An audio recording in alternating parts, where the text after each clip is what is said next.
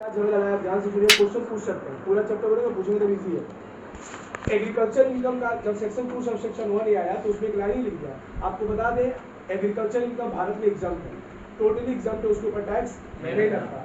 तो जब agriculture income का डिफिनेशन आया बेयर एक्ट में, तो बेयर एक्ट में ये लिखा था कि any type of income, any type of rent and revenue, any type of rent and revenue, any type of rent and revenue generated from agriculture land which is situated in India by applying human effort is known as agriculture income. Which is any type of rent, whether in kind or in cash, derived from agriculture land which is situated in India, ठीक है, which is situated in India by applying human effort is known as agriculture income. And agriculture income is exempted in India.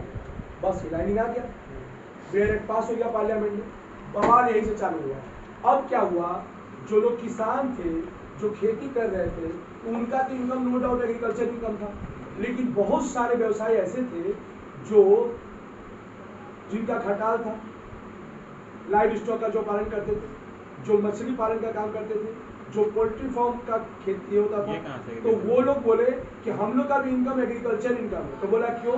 क्योंकि sir आपने ये बोला, नमक बनाने वाला बोला मेरा एग्रीकल्चर इनकम है, क्योंकि सर हम भी जमीन पर जो कि इंडिया में है और जो कि रूरल एरिया में है, वहाँ पे हम लोग नदी का पानी इकट्ठा, समुद्र का पानी इकट्ठा करके नमक बना रहे हैं और उसके लिए मेरा ह्यूमन इफर्ट लग रहा है, तो that's why it's also an agriculture income. उसके लिए लोग केस लड़ा बहुत दिन, तो सरकार को प्रॉब्लम हुआ खरी यार, सबको ही अपना एग्रीकल्चर इनकम दिखाना चाह रहा। सोचो तो सबको ही अपना इनकम को एग्रीकल्चर इनकम क्यों दिखाना चाह रहा था? क्योंकि एग्रीकल्चर इनकम इंडिया में क्या था, एग्जाम था, तो इसलिए ये लाना पड़ा। इसमें लाना पड़ा, ये समझाना पड़ा, तब सरकार बोली कि नहीं भैया एक चैप्टर लाओ, और उस चैप्टर में समझाया गया। क्या बोला गया सुनिए।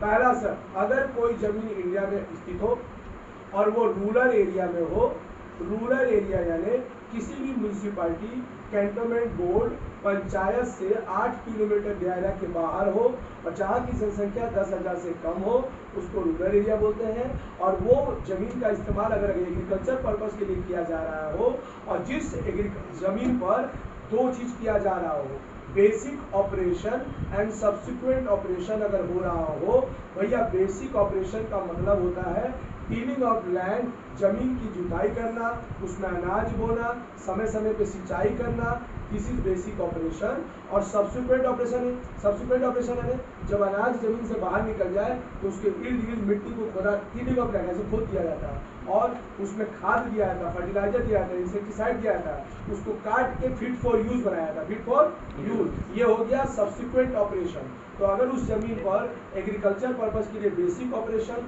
और सब्सिक्वेंट ऑपरेशन हो रहा है, तो उसके बाद अगर वो इनकम जनरेट हो रहा है उस जमीन से, चाहे वो उस जमीन के मालिक को हो या किसी भी बंदा को हो जो एग्रीकल्चर खेती कर रहा है, तो उसके इनकम को एग्रीकल्चर इनकम माना जाएगा और वो एग्जाम होगा। समझ में आ गया? तो यानी बेसिक ऑपरेशन किधर से 8 किलोमीटर मेट्रोपॉलिटन किसी भी पंचायत बोर्ड से, जहाँ पंचायत कोई नगर पंचायत यहाँ 60 किलोमीटर दूसरे का अंदर, ठीक है। तो ध्यान सुना, हम क्या देखें कि किसी भी प्रकार का उस जमीन का इस्तेमाल किस लिए होना चाहिए, एग्रीकल्चर पर्पस के लिए होना चाहिए, खेती उसको होना चाहिए, यानी बेसिक ऑपरेशन होना चाहिए, ठीक है। और उससे किसी भी प्रकार का रेंट मिल रहा है, चाहे वो कैश में मिले या अनाज के रूप में मिले, वो मेरा इनकम होगा और मेरे हैंड में वो एग्रीकल्चर इनकम माना जाएगा और वो एग्जाम हो जाता है। क्या आपको शॉर्ट समझ में आया चीज? अच्छा आगे बढ़ते, ध्यान सुनना। दूसरा, भैया आपसे एग्जाम में हर बार यही पूछेगा, यही पूछता है जो बोल रहे हैं। आपको पता है इनके अलावा बहुत सारा ऐसा इनकम है जो पार्टली एग्रीकल्चर है, पार्टली नॉन एग्रीकल्चर है। एग्जाम में पूछा जाएगा कुछ ऐसे इनकम का नाम बताओ जो पार्टली एग्रीकल्चर होता है और पार्टली क्या होता है, नॉन एग्रीकल्चर होता है। भैया चलिए बात करते हैं फटाफट, एकदम लेट नहीं, क्योंकि पूरा चैप्टर को बोल रहा है। तो चाय की खेती, तो सुनिए ध्यान से, चाय की खेती जो लोग करते हैं, टी की खेती जो लोग करते हैं, तो वो जो भी पैसा कमाएंगे उसका 60% एग्रीकल्चर इनकम माना जाएगा, यानी वो माफ हो जाएगा। अब 40% नॉन एग्रीकल्चर माना जाएगा और उस पर टैक्स लगेगा। समझ आ गया? चाय की खेती को भैया ऐसे क्यों किया जाता है, थोड़ा समझाइए। तो वो भी तो खेती है, बागान लगाया जा रहा है, तो बता रहे हैं सर उसको बागान इसलिए बोला जाता है क्योंकि चाय पत्ती जो चाय बागान से निकलती है ना, आप उसको यूज जिंदगी में नहीं कर पाओगे। अगर वो पिला दिया जाए तो गला कट जाएगा, उसको पीने लायक बनाने के लिए एक्स्ट्रा कुछ फ्लेवर ऐड करना पड़ता है। इसीलिए तब कंपनी सरकार बोलती है कि आप तो रॉ पूरा बेच नहीं रहे, पत्ती तो बेच नहीं रहे, पत्ती बेचेंगे तो पूरा एग्रीकल्चर इनकम हो जाएगा, पत्ती बेच दीजिए, झाड़ू उठा के दे दीजिए, एग्रीकल्चर इनकम। लेकिन आप उसमें क्योंकि आप उसको फिट फॉर यूज बना रहे हैं तो ये बिजनेस एक्टिविटी हो गया, ये तो सब्सिक्वेंट ऑपरेशन से भी आप आगे चल जा रहे हैं, इसीलिए हम पूरा का पूरा एग्रीकल्चर नहीं बोलेंगे, 60% माफ करेंगे और बाकी 40% आपको टैक्स देना पड़ेगा। समझ में आ गया? आगे कॉफी में आता है, और कॉफी छोड़ दीजिए, रबर जो होता है, रबर जो निकलता है, लैटेक्स जिसको होता है, रबर की खेती में अगर कोई किसान इन्वॉल्व है तो उसके खेती का जो भी इनकम होगा 65% उसका माफ हो जाएगा, एग्रीकल्चर इनकम होगा, और 35% नॉन एग्रीकल्चर इनकम माना जाएगा। समझ आ गया? क्या बोले? 65 and 35, 65 and 35। तो अगर any SSC, any type of SSC which involve in the production of latex, production in the rubber and the income will generate, तो क्या होगा sir? 65% agriculture income, agro income and 35% non agro income, non agriculture income, उसको tax देना पड़ेगा और 65% पे नहीं देना पड़ेगा। ठीक है, समझ आ गया?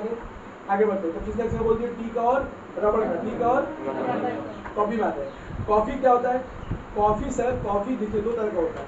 एक कॉफी जो कॉफी का सीड्स निकलता है ना फर्स्ट टाइम, तो वो कॉफी का सीड ऐसा होता है कि उसको पीना नामुमकिन है। उसको जो लोग पीते हैं मैंने सर वो भयानक लोग होते हैं, उनका लेवल अलग है। वो सिर्फ जानते कहाँ इस्तेमाल होता है? वो सिर्फ इस्तेमाल होता है मैंने पहाड़ी एरिया में जहाँ बर्फ गिरता है, क्योंकि उसको एक तो कॉफी वो पी लेने का मतलब शरीर में गर्मी बहुत ज़्यादा आ जाएगा, और यहाँ का लोग पी लेते नाक से खून निकलने लगेगा बंगाल में।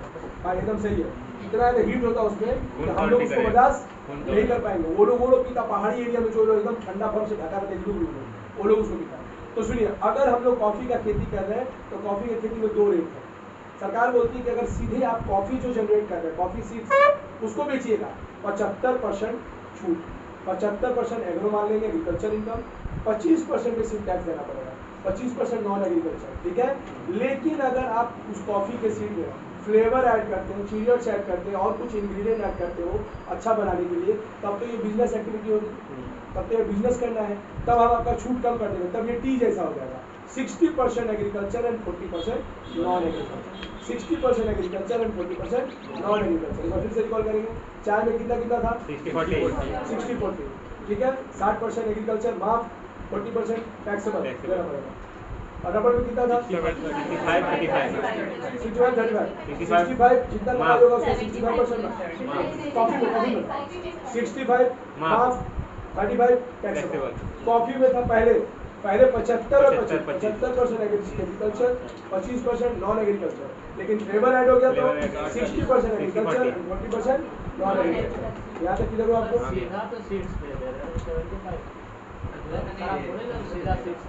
तो उसमें भी थोड़ा सा ये कह रहा सीड्स बेच रहे हैं, उसमें थोड़ा सा प्रोसेस होता है, सब्सिक्वेंट प्रोसेस। अच्छा, यहाँ तक क्लियर हुआ? अब मेरे बात ध्यान सुनिए, आगे बढ़ रहे हैं। बहुत इंपॉर्टेंट टॉपिक पे आ रहा है, वेरी वेरी इंपॉर्टेंट, एकदम ध्यान समझना। ये रेट तो बुक में दिया, अभी हम पढ़ाएंगे, हम जस्ट चैप्टर को पूरा बेस में एक बार बोल दे रहे हैं, अंडरलाइन करवा लेंगे, चैप्टर खत्म हो जाएगा, पूरा जाके सॉल्व कर लो। इसी जैसा क्वेश्चन बार बार आता है, 5 मार्क्स फ्री का नंबर है। मेरा बात सुनो, तुमको पता है, सुनोगे 5 नंबर में कैसा क्वेश्चन आता है, ऐसा क्वेश्चन आता है 5 मार्क्स से। एक आदमी है 10 लाख चाय का इनकम किया, चाय से इनकम किया 10 लाख, तो कितना टैक्सेबल होगा उसका अमाउंट बताओ? तो 10 लाख का कितना टैक्सेबल होगा? चाय का खेती कर 40%, कितना आएगा? 4 लाख की 5 मार्क्स में आया। बस ऐसे आता है, कितना ऐसे। सुनिए, ध्यान सुनिए, याद होना चाहिए, वो भी याद होना चाहिए। सुनिए आगे भैया, एक बात बताइए, आप तो चाय के बारे में बोले, सरकार चाय के बारे में बोली, सरकार रबड़ के बारे में बोली, सरकार कॉफी के बारे में बोली, लेकिन भैया इसके अलावा तो बहुत सारा क्रॉप्स है, उसके बारे में तो क्वेश्चन साइलेंट है, उसके बारे में एक लाइन में बोल नहीं सकता। क्या बोली? सुनिए, अब आपको सीखना है। तो ज़्यादातर जानते हो दो ही जो ना कैश क्रॉप, शुगर केन ऐसा एक क्रॉप्स है, जंगली चीज़ से बनता है, शुगर केन गुड़ और उस चीज़ से बनता है, ये बनता है चीनी, उसमें ये झमेला आएगा। तो एग्जाम में आ चुका शुगर केन, ध्यान से सुनना। सरकार बोली कि इसके अलावा कोई भी खेती आप करोगे तो उस खेती के अनाज को आप बेचोगे, एकदम एक पॉइंट ध्यान सुनना, खेती के अनाज को जो बेचोगे वो पूरा एग्रीकल्चर इनकम, पूरा, लेकिन उसी अनाज को आप कच्चा माल के रूप में इस्तेमाल करोगे, अभी समझाएंगे, उसी अनाज को कितना इस्तेमाल करोगे? कच्चा माल के रूप में इस्तेमाल करोगे, तो वो भी सेल माना जाएगा, तो वो एग्रीकल्चर इनकम होगा। वो क्या बनेगा? Agriculture income. लेकिन उससे जो प्रोडक्ट बनेगा, यहाँ हम सेल मान रहे हैं तो वहाँ खर्चा मानेगा। अभी हम समझा रहे हैं, समझिए एकदम ध्यान से, बहुत ही क्लियर हो जाएगा। मान लो हम लोग शुगर केन का खेती कर रहे हैं, गन्ना का, गन्ना खेती हुआ, गन्ना बेचेंगे, एग्रीकल्चर इनकम, सीधे गन्ना तोड़ के बेचेंगे, कौन सा इनकम? ध्यान देना, गन्ना बेच रहे एग्रीकल्चर इनकम, गन्ना बेचे एग्रीकल्चर। एक बार बच्चों बात ध्यान सुनना, हम सोचे कि चलो चीनी बेचेंगे बना के, तो हम इसी में से कुछ गन्ना चीनी बनाने में इस्तेमाल करने लगे। वो मैन्युफैक्चरिंग हो रहा है, चीनी मैन्युफैक्चरिंग हो रहा है। क्या हो रहा है? शुगर, शुगर कहते हैं शुगर जो हो रहा है चीनी बना रहे हैं, उसको बनाने के लिए तो गन्ना लगेगा ना। तो हम किसान हैं, हम मार्केट में भी गन्ना बेच रहे हैं, ये सीधा सीधी एग्रीकल्चर इनकम, सीधा सीधी क्या हो गया? लेकिन हम इसी गन्ने को चीनी बनाने में इस्तेमाल कर रहे हैं मार्केट प्राइस पे। आपको नहीं लगता भैया ये भी तो एक तरह का सेल है? आप चीनी बनाने के लिए इस्तेमाल कर रहे हो, ये भी तो एक तरह क्या हो गया? सेल। तो सरकार बोलता है कि इसको हम नोशनल सेल मानेंगे। ये एक्चुअल सेल तो है नहीं, लेकिन इसको क्या मानेंगे हम लोग? Notional sale. ये माना जाएगा कि आपने गन्ना शुगर मिल को क्या किया? बेचा। ठीक है, तो हम बाहर जो गन्ना बेच रहे हो वो भी एग्रीकल्चर इनकम, और जो कच्चा माल को में इस्तेमाल कर रहे हो वो भी क्या हो जा रहा है? Agriculture income. अब ध्यान सुनो, अगर मान लो हम 10 लाख का गन्ना चीनी बनाने में इस्तेमाल किए, तो हम गन्ना सेल कर रहे हैं ना, हम गन्ना क्या कर रहे हैं? तो वो सरकार बोला इसको हम नोशनल सेल मान लेंगे, आपका ये एग्रीकल्चर इनकम में ऐड होगा। ठीक है सर, कोई बात नहीं। अब चीनी बेचे 25 लाख का, तो सरकारी बोला ये जो गन्ना आप सेल मान रहे हो एग्रीकल्चर पर्पज के लिए, चीनी का प्रॉफिट निकालने के लिए, चीनी तो बिजनेस इनकम, चीनी क्या है? Manufacturing income, non agro. उसका नहीं लगता आपको कि भैया 25 लाख का अगर हम चीनी बेचे हैं, तो चीनी बनाने में जो 10 लाख का गन्ना इस्तेमाल हुआ था वो उसके लिए खर्चा होगा, उसके लिए क्या होगा? तो एकदम समझ पा रहे हो? किसान जब गन्ना भेजा चीनी मिल को, तो गन्ना को नोशनल सेल दिखाया, एग्रो इनकम में ऐड हुआ। तो जो कच्चा माल, जो रॉ मटेरियल क्रॉप्स कच्चा माल के रूप में इस्तेमाल होता है, तो वो एग्रीकल्चर इनकम बनता है, और मैन्युफैक्चरिंग के लिए वो क्या बनता है? खर्चा बनता है। क्या बनता है? तो यहाँ वहाँ जाके लेस करेंगे 10 लाख, 25 लाख से क्या लेस करेंगे? यही 10 लाख यहाँ एग्रो इनकम था, वहाँ क्या किए लेस किए, तो जो लेस करेंगे यहाँ जोड़ देंगे तो आगे एग्रो इनकम। वहाँ 25 लाख का चीनी बेचे थे, 10 लाख का गन्ना इस्तेमाल हुआ था, लेस करेंगे तो नॉन एग्रीकल्चर इनकम। कॉन्सेप्ट समझ वालों चीज कैसे? तो ना इस चीज को ना प्लीज गन्ना वाला हम बताने के लिए हम आपको टॉपिक समझ बताएंगे। रुकिए।